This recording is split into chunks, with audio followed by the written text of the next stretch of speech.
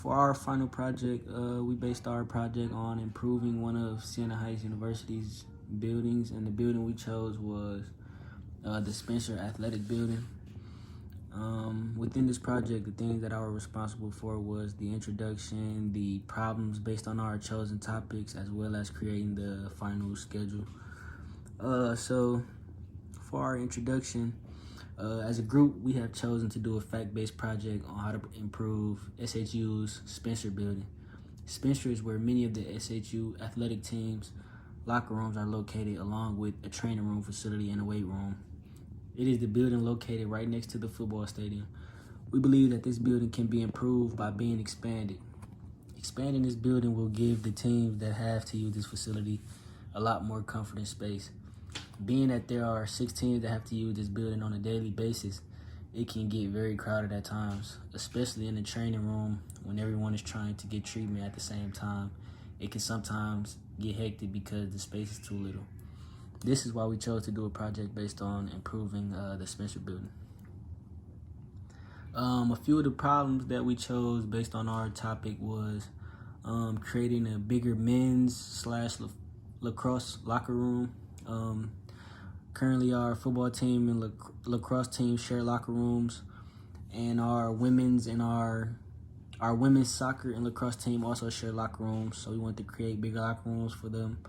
We wanted a bigger training room facility, bigger weight room facility, bigger offices for our coaches, more bathroom stalls, and more locker space. These are just a few of the problems we chose based on our topic. Our highest rated problem that we discussed to focus on is our bigger locker rooms. Considering that there are so many teams using the building, but only a few locker rooms, this causes some of the teams to share locker rooms, which we feel can be improved. We feel as if the building can be expanded to give each team their own locker room space to make things more comfortable for the athletes. So for our final schedule, it's kind of a lot, but so for the activities within our final schedule, we chose preparation, materials, demolition, assignments, interviewing the players, collecting data, making a list for requests, finding an area for our facility, finding a manufacturer for our decals, designing a locker room structure, and beginning and finishing the project. We all have our different responsibilities within our project. It's pretty much self-explanatory. Looking at the chart, it would be kind of a lot like to explain this like in depth. So I would just encourage you to look through our schedule.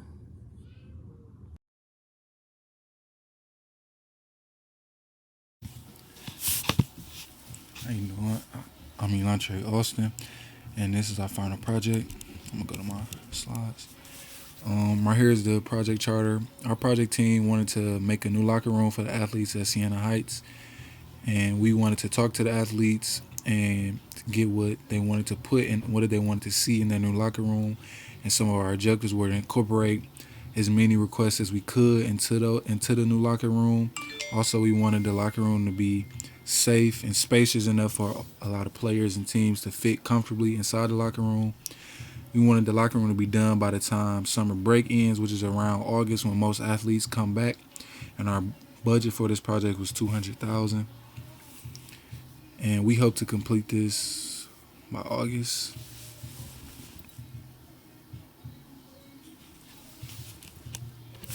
All right, here's the milestone schedule. And I'm just going to go through some of these. Some of our milestones were, of course, ask the players for requests, project team meetings, finding land or like where we wanted to put the new locker room. Also, we had to do a rough draft of the new locker room, hire contractors, buy supplies, then make the final draft of the new locker room, and then demolition. We was gonna start breaking ground and start building this new locker room.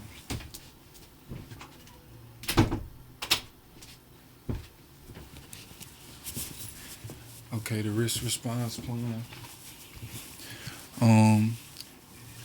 If materials are having trouble with arriving on time, we would go to a local manufacturer that we could pick up the materials ourselves.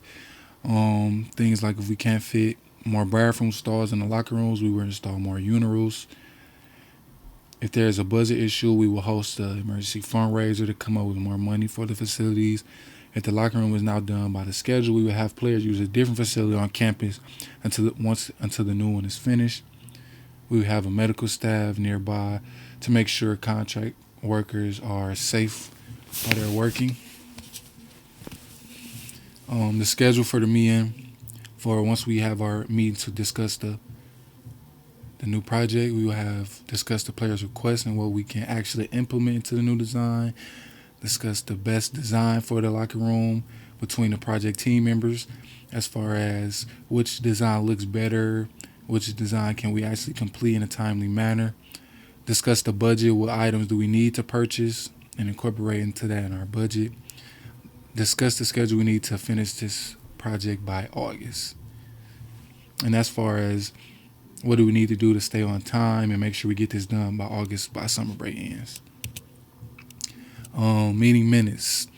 Okay, for discussing the player's request, that's around about 7 minutes. Discussing the new design, that's about 10 minutes.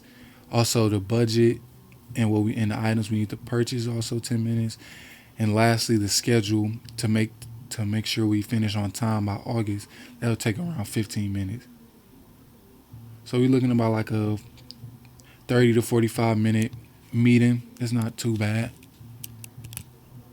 And right here is the issue log. We ran into some issues as far as materials are arriving late, one day late. It rained on a demolition day. A urinal unfortunately cracked inside the packaging. We had to return it and get a replacement. The measurements on the lockers were kind of wrong, so things were uneven. The decals came back the wrong color, so we had to send them back and get a fresh new set with the right color.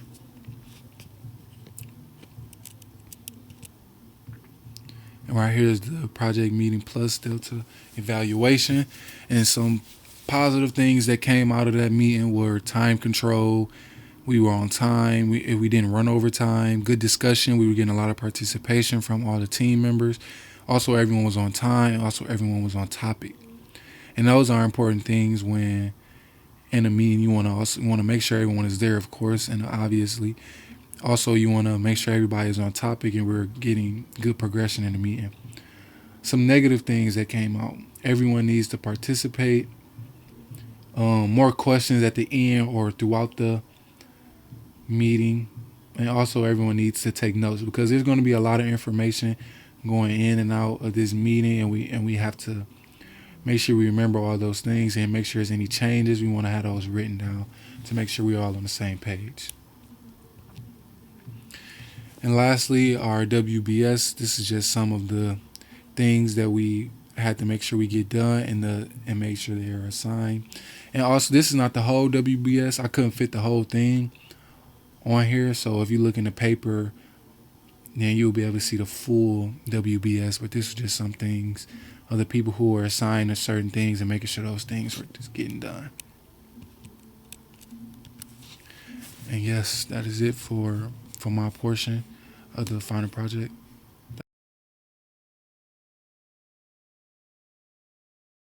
Final project. So as first you can see I did a responsibility matrix. So basically what this shows is the different things that need to be done and who's responsible for them. I won't read them all, but as you can see, ask for players, project team meeting, Deron's in charge, hiring contractors. We have 3 people in charge of that. We have 2 people in charge of finding the land. And then like demolition, we have 3 people in charge, just due to the fact that everybody needs to be informed and we're all in agreement and call the shots the same. So next, online, I found a way to make a risk matrix. So right here, I just have fatality, major injuries, and minor injuries. And the last one I really cannot pronounce, so I'm going to save myself the trouble. But basically, since we're dealing with construction, this is some things that can happen. So we have a list of the high to low. So very likely, likely, unlikely, high, and highly unlikely. So I'll just give you a minute to kind of go over that.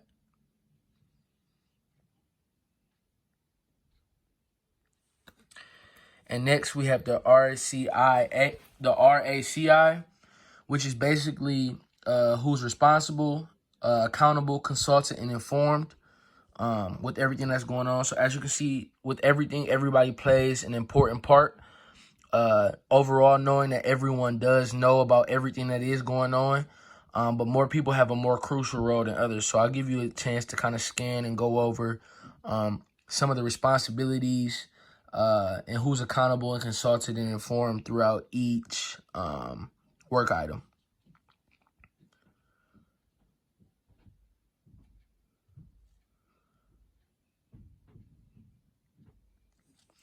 And next, we have the estimated cost table. So I'm just going to break this down a little bit. So basically, we have the project team meeting. Deron and Trey are responsible, asking for players for requests. So as you can see, like the work days, for example, for the first one, the project team meeting, that's take about 1 day.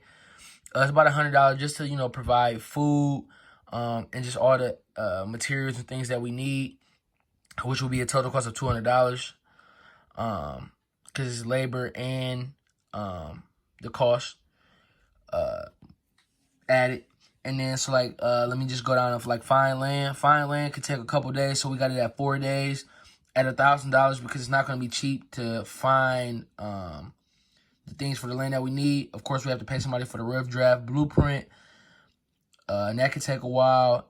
And then buying the supplies take about 7 days because just the labor and the cost, because it does take a minute for all the materials to get there. So we have to pay for the hauling of the materials and the actual materials themselves. And then you can kind of scan through the other things. I'll just point out another big one. The last one was the demolition. It's about 7 days because, tearing down the building won't be this easy.